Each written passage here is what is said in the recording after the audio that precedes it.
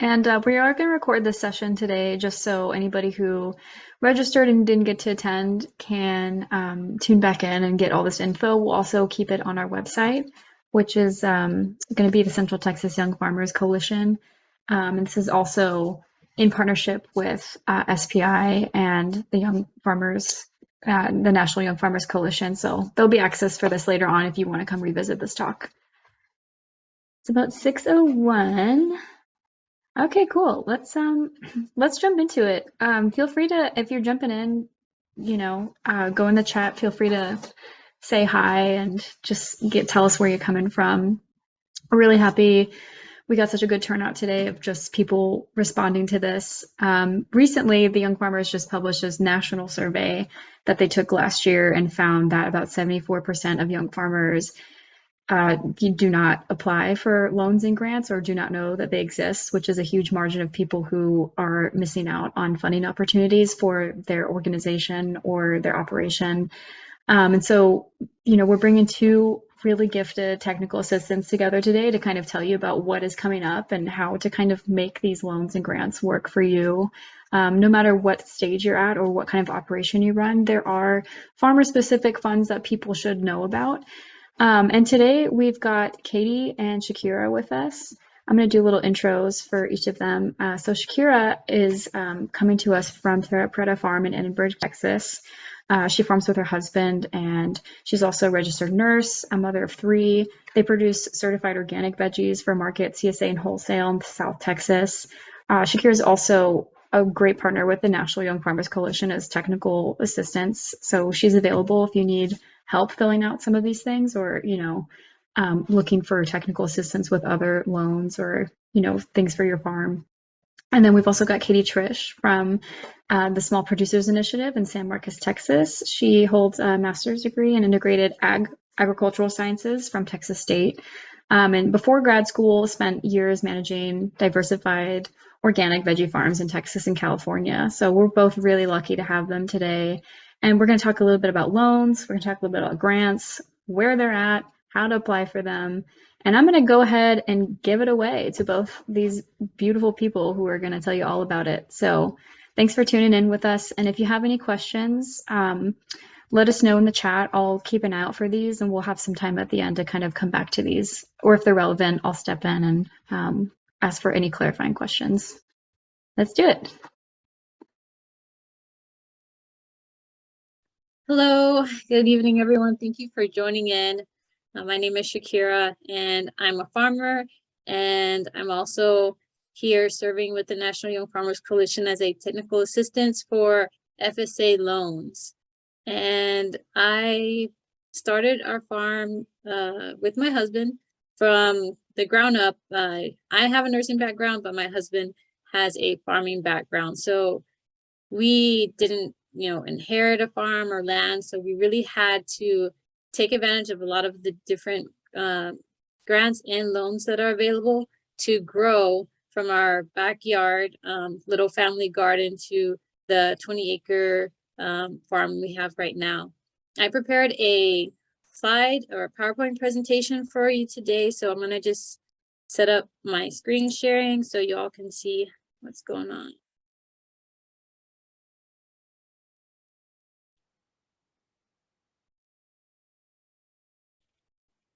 Okay. So I'm just getting into this. So what is FSA? FSA is a branch of the United States Department of Agriculture, or USDA, stands for the Farm Service Agency, and their mission is equitably serving all farmers, ranchers, and agriculture partners through the delivery of effective, efficient agricultural programs for all Americans. Simply put, the FSA exists to provide economic stability to farmers and ranchers across America. The FSA offers low-interest loans to help family-sized farmers and ranchers meet their farm needs when banks or other lenders cannot offer financial assistance.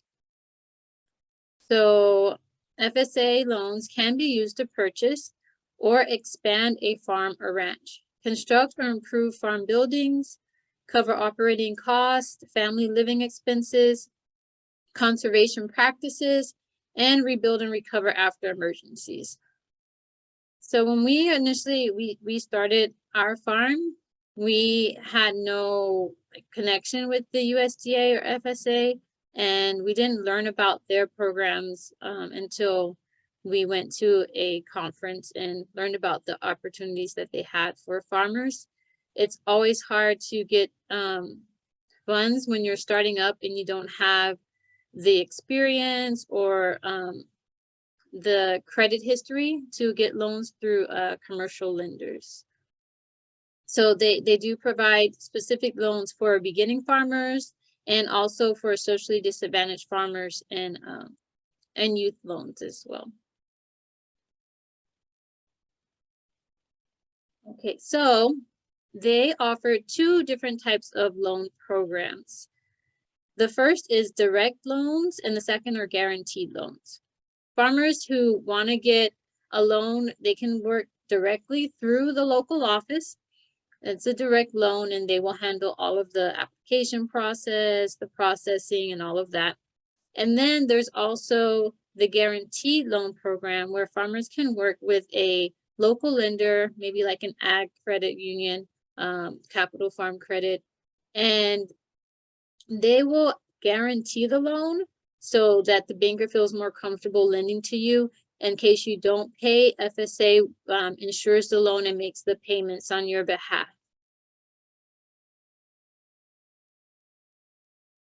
So there are a lot of different loan options, and one of my responsibilities is to help farmers go through the different options available and find out what's going to work best for their farm.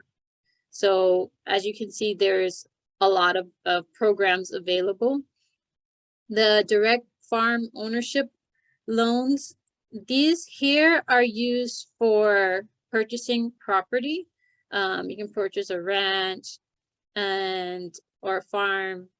You can also use these ownership loans to make long-term improvements and to place structures on your farm, like let's say like a barn, for example. And there's the direct farm ownership joint financing, so they can finance half of the loan for you. There's a direct farm ownership down payment loan, and with this one, this is only for beginning farmers or socially disadvantaged farmers, and FSA will pay you can borrow money for the down payment on a loan. And they can lend you up to 45% for the down payment. The farmer is responsible for paying 5%. The other part of the loan, the other 50%, you'll have to get financing somewhere else. But that's a good program for those that don't have any money to put down. I guess I should say, like most of these from the beginning, most of these programs offer like 100% financing. So with the direct farm ownership loans, you wouldn't have to come out of pocket with anything. Like it would include all your closing costs and all of that, all wrapped into that loan. But some of these other programs, like the joint financing and the down payment program, they'll pay part of your down payments if you're purchasing through a bank. There's also the direct farm ownership microloan program. Microloans are loans that are less than $50,000. They have a lot less requirements when you're applying, and it's a faster application, shorter application. So this is the program that me and my husband use to finance most of the projects we have on our farm. And here there's the direct farm operating loan. So that's for your basic expenses that you need to stay in business. There's a wide range of uses for that one, so it's really flexible. And that also comes with the microloan program up to $50,000, but it's a lot shorter application. Indian tribal land acquisition loan, that's for tribal entities that want to actually purchase land. And the farm storage facility loan, this is for building out any storage facilities, and also can be used for transporting, so delivery trucks, refrigeration trucks. And youth loans, These are specifically for students 16 to 20 who are working with the FFA project, but this is a good start for them to start a small business and get funds to support those projects that they have. On the guaranteed loan side, programs that are through the commercial lenders that is guaranteed through FSA is the farm ownership, operating, and this one here is the conservation loan. Many of the farmers I know, including myself, we take advantage of the National Resource Conservation Center's programs that are there to encourage conservation practices. For example, the high tunnels or in irrigation or cover cropping, all of those things. Most of those programs are set up to be reimbursable programs, so you have to pay up front and later the expenses are paid back to you. Although they do have a payment advance program for socially disadvantaged farmers, some farmers do need to go and apply. So if you have a contract with NRCS, you can get the funds for your project through a conservation loan. Similar to the microloan program, there's an easy guarantee loan. So if you have a purchase or a loan amount of 100,000 or less, you can go through their easy loan process, which is instead of going through the FSA's timeline for the application, you'll go through the banks. Usually it's a lot shorter turnaround. They can get you an answer faster. And then lastly is the land contract guarantee. This is when you're buying directly from the seller. You don't want to work with the bank. The seller's selling the property to you. Some sellers will feel more comfortable knowing that FSA is going to back that loan for you. And similar to the other loans, they will pay the seller if you can't make the payments. So a lot of programs available here. I'm happy to help walk you guys through that and find which one will work better for you. So eligibility, who's eligible for these loans? Firstly, we have to have U.S. citizenship or be a legal resident, be 18 years of age, and able to make decisions about your own debt. Also, you must not have any federal or state convictions that prevent you from applying for federal benefits or being eligible. So no growing controlled substances there. Okay. Also, you have to have a workable farm business plan and have a reasonable credit history. For FSA loans, they do check your credit, but if there's something that comes up and you have a reasonable reason why you were not making certain payments, like an illness or you lost your job or there was some type of disaster that affected your crops and your yields, they're going to understand that. So doesn't necessarily mean if you have something bad on your credit that you can't get a loan. They're going to look for reasons why and how is your payments at this time, if you're regularly making your payments on time, and what your business plan looks like.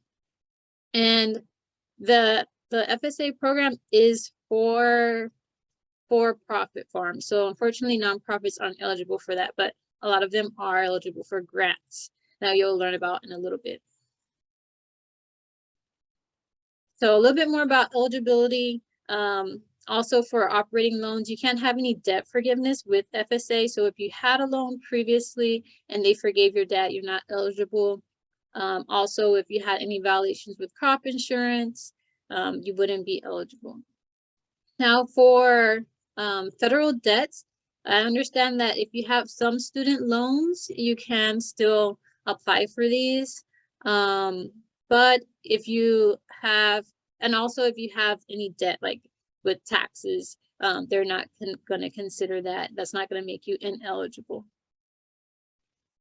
For some of these loans, they do require some type of experience, but they try and work with you. So with your operating loans, they'll review and see on a case-by-case basis how much experience they expect you to have when you're starting up a business. Usually a 1-year internship or some time spent on a farm will suffice. For ownership loans, they do require 3 years management experience. That's when you're going to purchase a land and own your own farm. But there's other ways to get around that. other substitutions like college credits.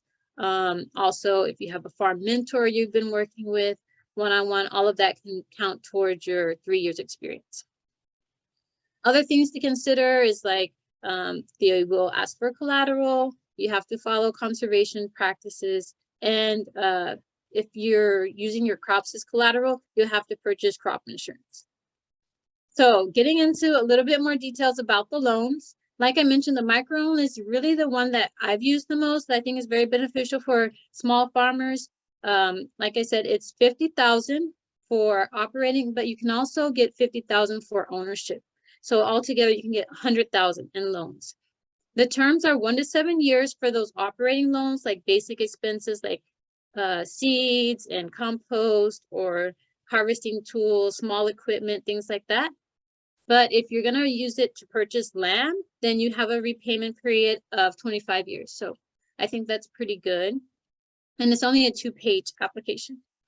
Ownership loans, you can purchase properties up to $600,000. I know land prices are really going up right now. So for those that have other land that's more than that, you can apply for the guarantee loan program. And we'll talk a little bit more about that later. So 600,000 is the max on ownership. The repayment terms are 25 years that can extend to 40 years just based on your business plan. You can use it to purchase the farm and also make conservation improvements. If you need to install a well, irrigation systems, anything that's going to have a life of longer than 20, 30 years, you can get an ownership loan. Operating loans are for $400,000 up to 7 years to repay that. And I haven't mentioned this before, but what I like about FSA loans is that you can pay these back annually. So there's not a monthly payment. So that gives you a full season to recuperate the payment. And here are some of the expenses you can use it for. Okay, so right now the microloans are at a 3.85% interest rate, the operating loans.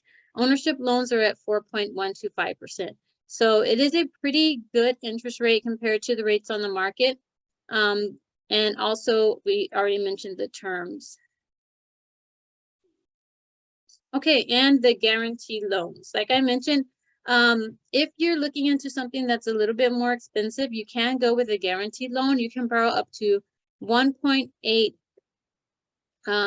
million. So that's quite a big amount. I know this is another option for farmers that have bigger purchases to make. And you can also use them for operating expenses up to $400,000. With guaranteed loans, you don't have to meet the 3-year farm management requirement as if you were going through FSA. So that's a plus. And the terms for these loans are actually set by the bank. So you have to reach out to the lender and find out what their rates are. But FSA does put a cap or a max on how much they can charge you.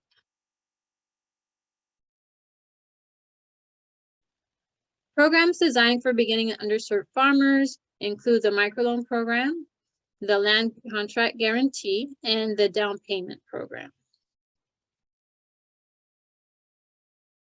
So here's a list of the current rates. If you're interested, you can always find these on farmers.gov, and you can go to their loans section and it'll lead you to the FSA page, and these update monthly. So as of October, these are the interest rates.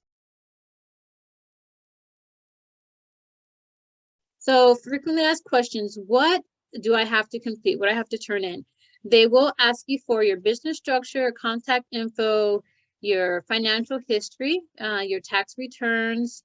This is more for the tax returns if you're applying for an ownership loan, but they may request that for the microloans too.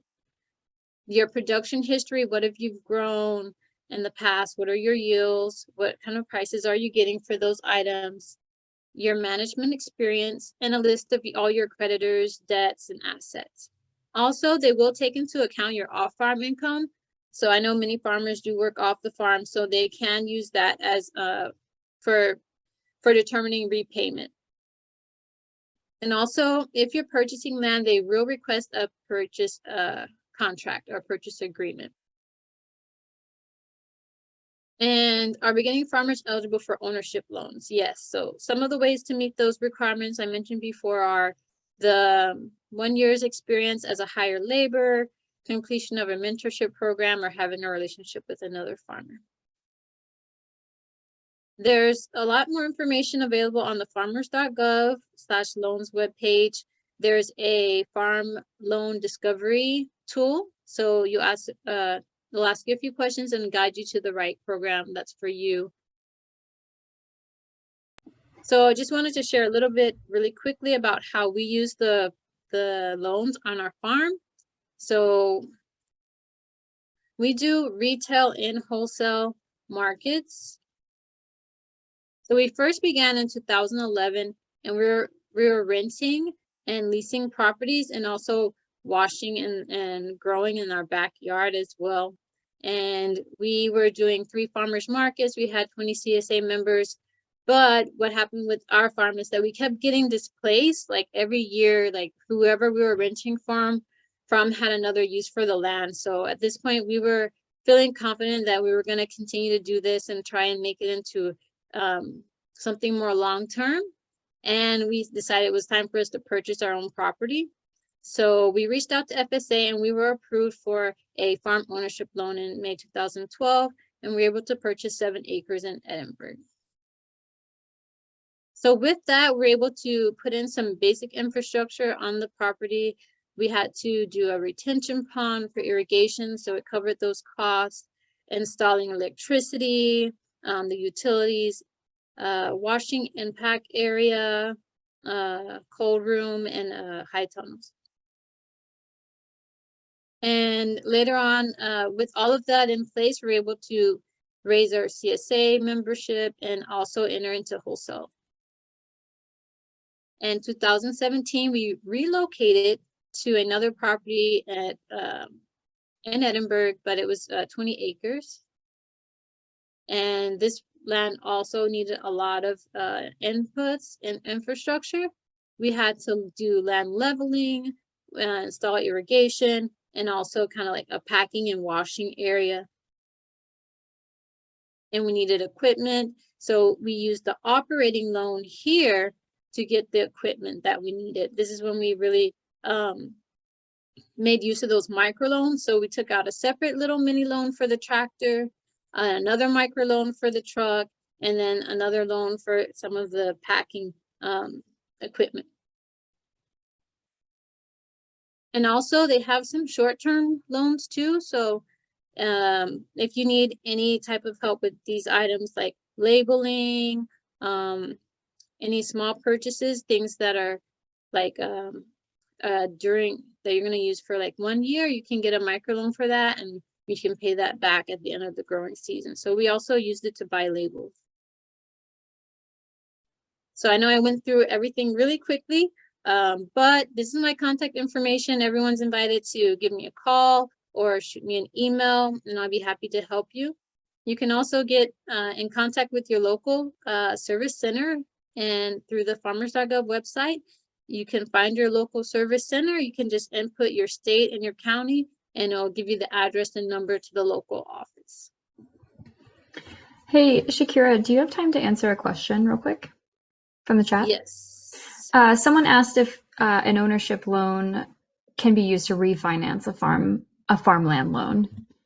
That's how they phrased it. So the ownership loans can be used to refinance, but you probably can use a guaranteed loan to do that. FSA, they do have this requirement that if you already have financing through another agency, like for example, a bank, then they consider you ineligible. So you do have to not be able to get credit elsewhere.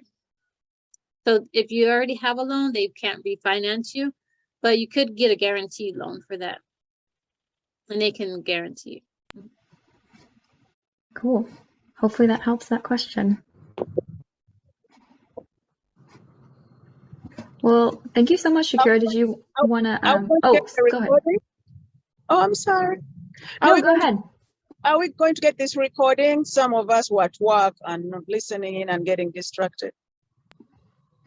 Yes, this will be recorded. So anybody who was late or, has other things going on, you can come back and rewatch this and we'll link you to where you can get that at the end.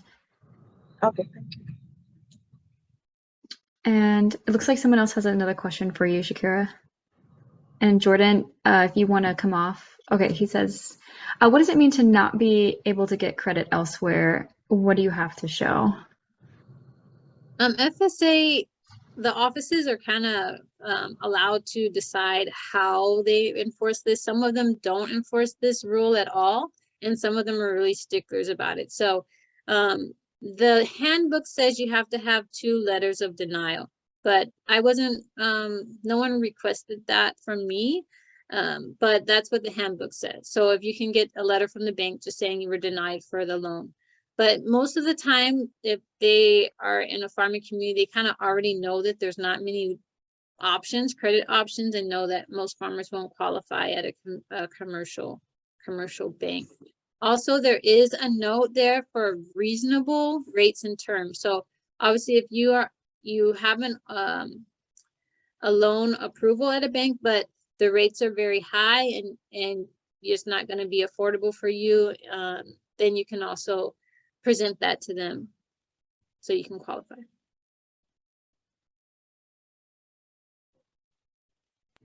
Awesome. If anyone else has any other questions, you can come off mute real quick before we switch over, or you can type them in the chat. I have a question because I think the first time I looked at these loans, the interest rates were at like 2.3%. So from the people that have watched the interest rates, you said they change every month. Do you see this in 2023 continuing to go up? Because 2.3 to now being 3.7, pretty big jump in I think like 6 or 7 months. So would it be best to submit now rather than later, when maybe even 2023 early quarter or so on and so forth? Yes, the rates have gone up quite a bit since even in February. Yeah, like you mentioned, they were at 2. I would encourage you to go ahead and just submit the paperwork, and once your loan application is approved, then they'll set in that rate. So let's say you're approved today, that rate is the rate you're going to get when you close on your loan. So if you close in November and the rate goes up, you're still going to be locked in at the rate you have today. So yeah, go ahead and get the application in, and as soon as you get approved, you'll be locked at that lower rate. Okay, second part to that question is last time I was suggested that it usually takes about 3 months to get approved. Is that timeline still about the same at 3 months, or is it shorter or longer? That's generally a good timeline, I would say. It could be like 2 months, but that all depends on the farmer. If you submit a completed application, FSA needs to give you a response within 60 days. So they do stick to that 60 days. I recently applied for a loan and they do give you a response within that time. But prior to that, they did request like extra paperwork that I had to get. So I would say before, when you go in, try and have as much information available, like the financials, a list of your credit history, like your balances that you have, as much as you can provide them, so there's not any delays, and have good communication, because they're known to have slow communication. So if you don't get a response, please call them, because they will let you know by a letter in the mail that you have an incomplete application, and it could be a week that goes by. So definitely it pays to follow up and just make sure you get all that paperwork in. So once you have a complete application, it's 60 days from that date.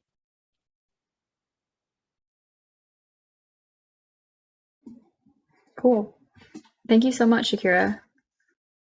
Did you want to close with anything or, answer anything else before we go on? No, thank you. I just encourage everybody to reach out, and you can give me a call or an email so I can help you with the process. Cool. Thank you so much, Shakera. We really appreciate it. Thank Thanks you. for You're sharing your welcome. knowledge. And we'll transition over to Katie, who's going to talk about some grants for us. Yes, let me get myself set up here. All right. Cool. Can y'all see a regular PowerPoint screen, not all the notes and everything like that? It looks good. Okay, perfect. Awesome. Well, thank you all for being here, and thank you to Shakera for sharing with that about FSA loans. You're a lot more knowledgeable about that than I am, and to Haley for facilitating us. So I'm going to jump right in, try not to talk too fast. It's a lot to go through on grant writing for your farm. This is a pretty brief and kind of high level overview of what you might consider when you're looking at grants for your farm or ranch. Haley introduced me a little bit. My name's Katie Tritsch. I'm currently grant coordinator for the Small Producers Initiative. So we are a small but growing program in the Department of Agricultural Sciences at Texas State University. And I'm also part of the Central Texas Young Farmers Coalition. So of course I want to give a shout out to them and the National Young Farmers Coalition for helping us put this on. On top of farming and grad school and going back to kind of this coordinator role, I started writing grants around the same time I was farming, which is 2014, feels like ages ago. So I've been doing grant writing for 8-ish plus years, and it's become more and more a part of my daily routine now. So I'm writing grants, reviewing grants, implementing and managing grants, evaluating grants. So it's a huge part of my life. So if you have any questions at all, I'm happy to answer them to the best of my abilities. So I will go ahead and jump us right in. And this might seem a little basic, but I want to start us off with, what is a grant?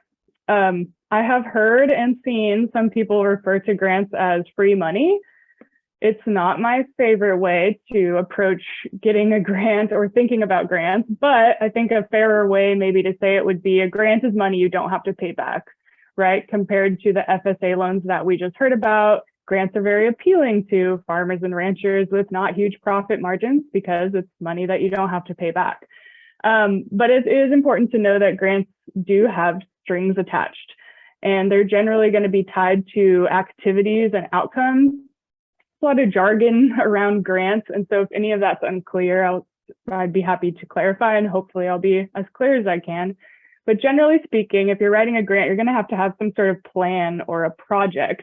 And so there's certain activities that you're going to need to be doing for your farm, whether that's installing a hoop house or installing fencing, or it's purchasing livestock. There's something that you're doing, and those are generally your activities. And then there's an outcome. So the funder wants to know, what's the point, or like, what's the why behind this grant project, or why are they funding you? So again, no one's just going to give you a grant because they like what you're doing, unless they're your family or friend or investor or something of that nature. But grants generally have something that you're accomplishing, right, for the funder. Grants usually require some form of reporting. That reporting can vary considerably depending on the program, depending on who the funder is. Even in the federal grant world, there's a huge discrepancy in how intense some of those reports are. But just know that that's kind of part of the accountability piece of receiving a grant, is you're going to, at some point, tell the funder what you did with the money and what are those outcomes, and did you reach those goals that you were aspiring to when you wrote the grant proposal. Grants, not always, but sometimes have matching costs. So that's just another language thing to look out for. When you see a grant, there's going to be some sort of guidance document, which has a bunch of different names as well. It might be an RFA, which is a request for applications, or a NOFO, which is a notice of funding opportunity. For the purposes of applying for a grant, just look at the guidance document. If you don't see matching costs, that's great. We want to do that. But in a lot of cases, there are matching costs, which essentially just means if you're asking for funding, you also have to contribute something. Generally, we think of that as also contributing cash, but some programs have flexibility in what that match might be. So in some cases, that match could be your time, it could be product, it could be getting a loan from FSA or from NRCS. So there's a lot of different ways that that matching can take place, and that's all going to be in that guidance document. Same for allowable and unallowable expenses. Again, important to look at that guidance document and learn what that grant is about and what it's going to fund you for. I think sometimes the titles can be a little confusing, or you read a little bit about it, but once you look, there's always going to be something laid out about what can you actually spend these grant funds on and what can't you. And that's going to help you understand what you can do and what project is going to fit maybe into a specific grant type. Put some asterisks on the next two. Grants are usually competitive. There is such a thing as non-competitive grants, but in the most cases, as a farmer or rancher, you're going to be submitting a proposal and you're competing with a lot of other people to get that grant. And so it's important to put thought and put a good proposal together.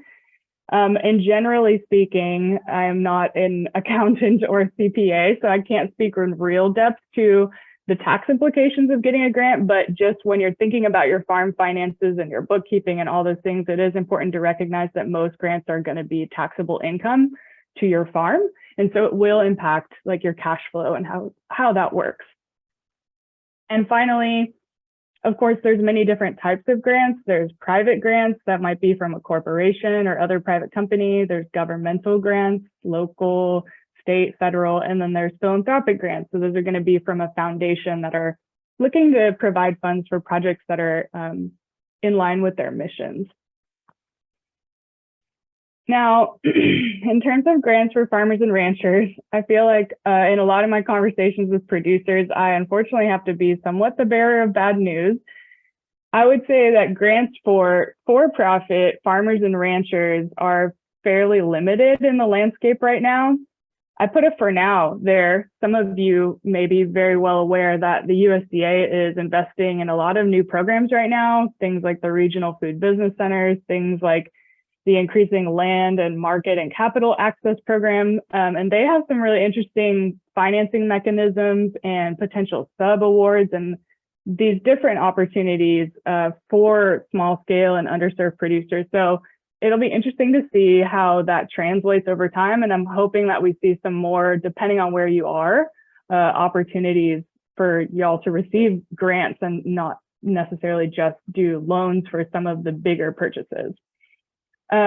Another, though, for now, thing to keep in mind on grants is, generally speaking, they're not for capital acquisition. So that's what you're really going to want to look at an FSA loan for. If you're like, I need to build a commercial kitchen, I need to install a hoop house, or I need to purchase land, usually there's not a grant that's really going to help you do that. I'm in Texas. Maybe your state has something I don't know about, but we don't have a grant, that allows us to do that. And so that's just an important distinction. A grant is going to be more project program based, and there are a few great programs I'll highlight in a moment. If you are farming in a nonprofit setting, or if your farm is part of some sort of institution, then that is a totally different thing for you. You're going to have a lot more opportunities to receive grants. Caveat on that, if you're like, oh, I should become a nonprofit farmer because they can get grants, I'm not saying don't do that, but I'm saying definitely talk to some trusted advisors about what that might look like.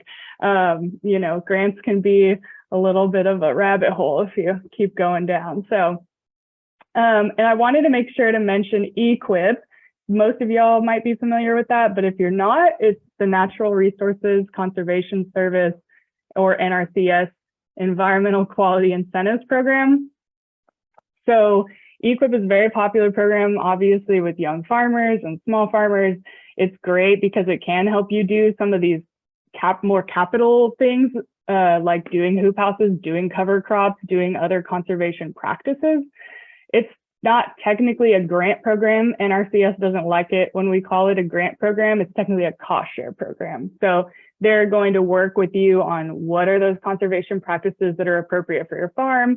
And then depending on if you're a historically underserved farmer, depending on how many applications have gone in your state and different factors like that, that'll change potentially the cost share rate that you get for that conservation practice. So just wanted to make sure I shout that out because it is a really great program, but it's not technically a grant.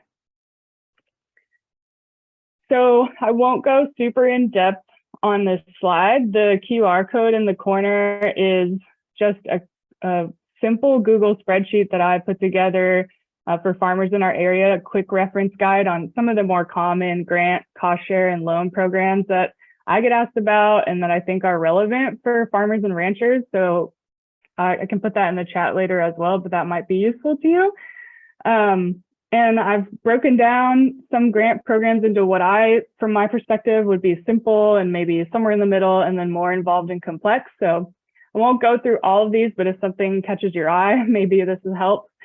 And I do want to highlight a few specific things. There's, in that simple category, shout out to the National Young Farmers Coalition Young Farmer Grant.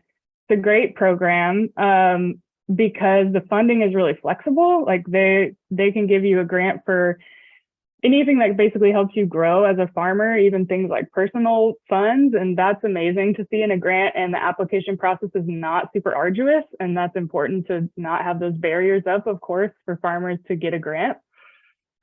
For those of you in Texas, the Texas Department of Agriculture Young Farmer Grant, you have to be 46 or younger to apply, but it's an excellent program for starting, expanding, or diversifying your farm. And I haven't seen anything quite like it.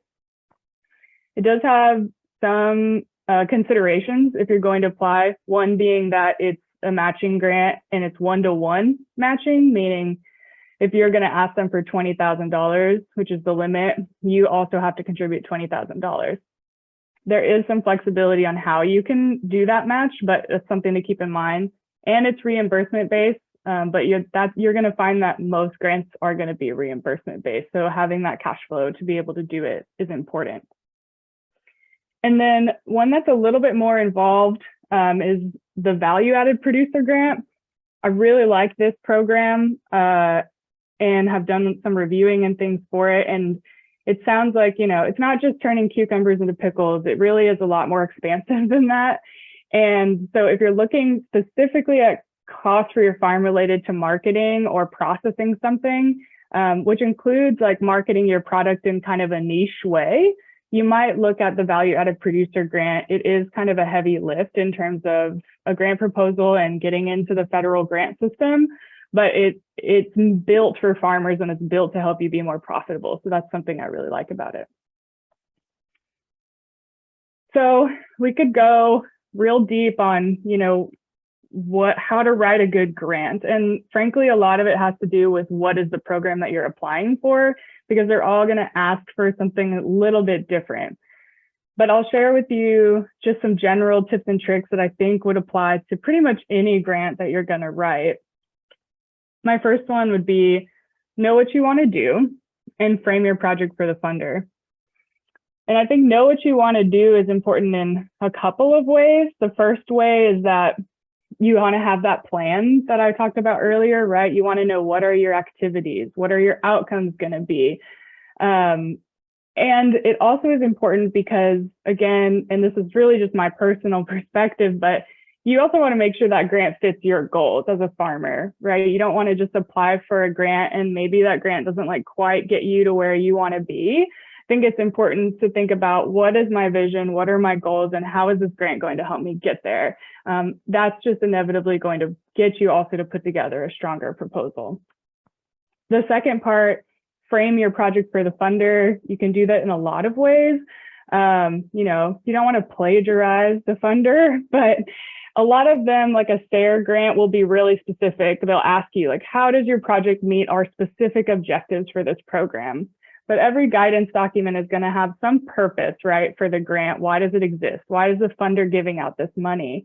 And so if you can look at how they've written that and what they're actually trying to accomplish, and then frame your project into how they want to be perceived and what they want to give funding for, that's, of course, going to make you stand out immediately and look better than a lot of other applicants who might not be considering that. The second thing, y'all have probably heard this term, but use SMART goals. SMART is specific, measurable, attainable, realistic, and time-bound. Just a quick example of that might be like, instead of having a very vague statement that says, my sales are going to increase once I get this grant, you might say something like, Increasing field production means we can expand to a new farmers market, reaching up to 100 new customers per week. We expect sales will grow 20% by 2024. Obviously, I made those numbers up, and they will be guided and dictated by however your farm operates and the numbers that you have and your scale. But basically, the point I'm trying to get across is that if you, of course, can kind of quantify things, that's how a lot of funders, a lot of agencies are set up really to measure things through numbers, of course. But also it's going to make you sound like you've really thought through what you're going to do and why you're going to do it. So the less vague statements and the more specific you can be, the better. Another tip is have someone review your application. This could be anybody, a family member or a friend. I would say having someone review it that maybe has a little bit of degree of separation from your farm is a good idea. Someone I consider one of my mentors, she used to, she would get her grant project together and she'd send me a draft or an outline or something. And she'd call me and be like, did you read it? Yes. Okay, tell me what I'm going to do. And I just thought that was brilliant because I had no idea what she was doing. But if I could then repeat to her what she's trying to communicate, then that means that she's doing a good job of communicating her goals and her activities to me. So it's just nice to have another set of eyes, and it doesn't have to be like spelling and grammar and stuff, but just are you getting across the message that you're trying to get across about how important this is to your farm and what it is that you're doing and why. And then finally, of course, we're all procrastinators, but if you can start early, even if a grant just closed and it's a year away, especially if it's a big one, like a federal grant, start early, use a template from the year before. It probably won't change that much. And also write early. If you can just start writing and then go back later and revise it and make it stronger and make it more concise, it's just easier that way because you're never going to be fully perfect, maybe that's just my perfectionist coming out, but the earlier you can start and just get stuff on paper and have someone review it or have you, work through some of that writing, that's going to help a lot. So that's my real brief overview on grants. Again, through the Small Producers Initiative, I'm here to help y'all either talk about grant programs and what's a good fit, look at an actual grant proposal and help you with the writing portion of it, just review it and do that reading part. So I'm here to help. Please feel free to reach out to me via my email, and I'm pretty easy to get in touch with and would love to help. Even if you're not in Texas, we work with our cohort. We're a little bit focused on Texas, but even if you're not in Texas, please reach out and I'll do whatever I can to help you out. So happy to answer any questions that y'all have. Thanks so much, Katie. Yeah, if you guys have any questions, you can type them in the chat. I'm happy to read them for you, or you can come off mute. It looks like Allie and Michael both share the link to that list of available grants that Katie shared. So yeah, if you have anything, we can take a second. You can come up with any afterthoughts. Katie, I have a question for you. Yeah. How would we know if we should apply if we are a for-profit farm? You said that there were limited amounts, but I was looking through some of your references and it's kind of hard to tell if they would even allow, for-profit. Yeah, so if you're looking at that specific spreadsheet, that I built specifically for farmers and ranchers. So assuming you're for-profit, that should be relevant to you. And if there are other programs y'all are aware of, I would love to include it. If you're a nonprofit, that's when your opportunities are going to way increase beyond that spreadsheet that I sent you. So hopefully that helps. But also, if you're looking at a specific grant, they should hopefully have some guidance on who is going to be eligible. So, again, in my experience and what I've seen on the landscape, there's not a lot that is really specifically built for-profit farms. But again, there are a few really great programs that are. So it should say somewhere in that guidance whether you can apply as a for-profit or as a farmer or what have you. Thank you. Did you want to speak maybe about some of the recent funding that is coming out, or maybe just share kind of like what you know about that's going to be coming from all this huge infusion of cash to USDA? Sure. I don't know a lot. I would say, Young Farmers actually, I know is working and has grant writers that they've hired to work on that increasing land access and capital and markets program. So like for that program and for the regional food business centers, those are going to go to like institutions or nonprofits, right? Those are the people that are getting a lot of grants, programs like ours. But those ones have some really interesting mechanisms in it for actually financing farmers directly. Like the regional food business centers have what they're calling business builder sub-awards built into them. So whoever gets awarded those funds is then going to have to flow through that cash directly to farmers for business technical assistance needs. And not just farmers, it's also like for aggregators and processors of some of the bigger food system pictures. So I don't really know until they're awarded and we see what those entities look like and who's leading them. But it does seem promising that, assuming, especially with the regional centers, they're going to cover a lot of the United States, that we'll see some newer funding opportunities for farmers. Yeah, it's very exciting.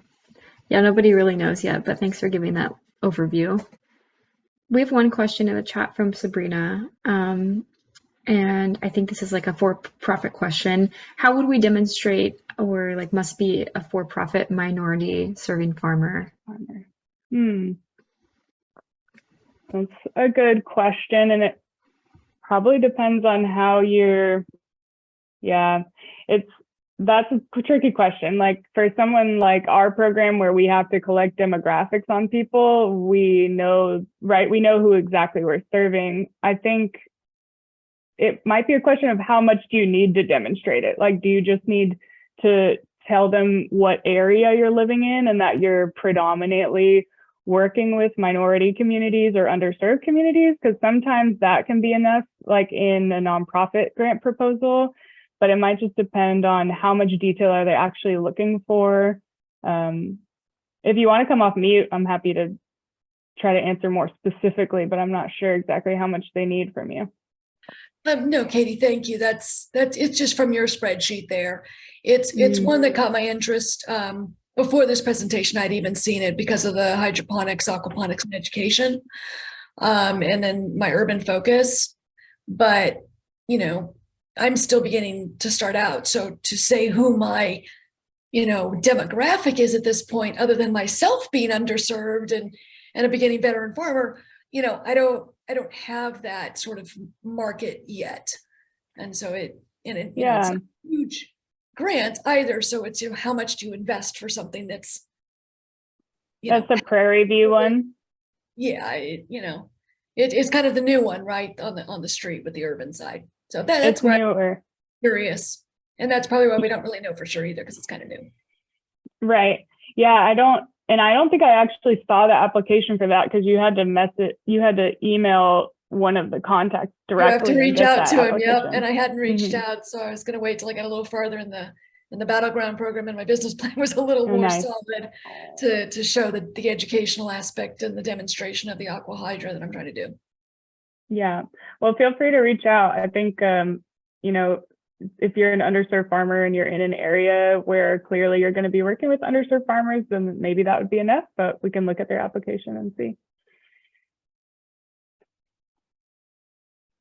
And Carolina dropped in a note just in the chat for that overview, Sabrina. A couple of the grant and loan programs on the spreadsheet talk about not a hobby farmer. How is that defined? Because it's one of those, like right now I only have 6 sheep, but I plan to grow. But how do you make that clear that you're not a hobbyist? Generally, the way that I've heard it defined is it's actually kind of a tax thing, which I can't really specify. Maybe Shakera or someone else might know more, but basically the difference is, are you trying to make income from farming? And so if you are not trying to make income from farming and you're essentially subsistence farming, which is probably not the right term, but then you're considered a hobby operation. But if you're trying to make income from farming, then you can be considered a commercial operation. And that can be different between trying to be profitable versus being profitable, right? Farmers aren't profitable a lot of years. But if you can show that you're keeping records, you're trying to make sales, you're doing marketing, you're doing those things, then you're technically considered a commercial operator, in my understanding. Yes, Thank you're you. selling for profit. If you're going to markets and if you have any type of like receipts or invoices to show that you're selling, as long as like you're in the business to sell and you don't, like Katie mentioned, you don't actually have to have a profit to be farming. Okay, so like showing that I got my DBA and Schedule F, and I've joined all the appropriate organizations for my breed of sheep and stuff for breeding good quality sheep counts as far as showing, versus the fact that I sold one sheep for $200 this year and I bought 4 more for $700. So I'm Yeah, they are at the FSA office. They're aware of all of that and take that into account too with your business planning and when you can pay the loans back. thank you. On a personal experience for anyone looking to start a nonprofit, this was based in Arizona, and we paid for expedited through the government and all that, and it still took 10 months, and that was 2019. So now I'm sure the wait times are a little bit longer, but best case scenario is to have both, have a nonprofit, and it would probably be 2 locations, but then you can apply for anything and everything if you have both a for-profit and a nonprofit, not necessarily linked together, but usually separate.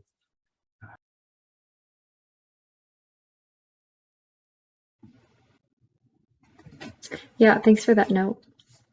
We are approaching almost an hour, so if anyone else has one last question we can get to while we're all here, feel free to come off mute. You can also reach Katie and Shakera at their respective emails, which we've added in the chat.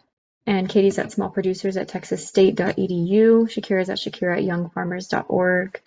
But yeah, if anybody has a last question, now is your time to shine.